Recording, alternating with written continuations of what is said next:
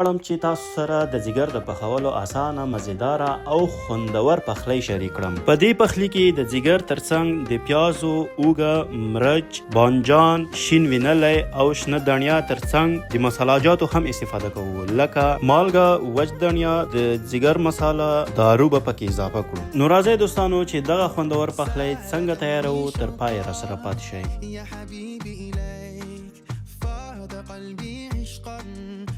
الصلاة عليك طارت روحي حبا في المنام إليك رام كل قربا سيدي لبيك قلبي في المدينة وجد السكينة قال يا نبينا. که ویډیو مو خوښه شوې وي لایک، فالو او له دوستانو سره یې هم شریکه کړئ. تر بلې ویډیو مو په الله سپارم. خیر چارې.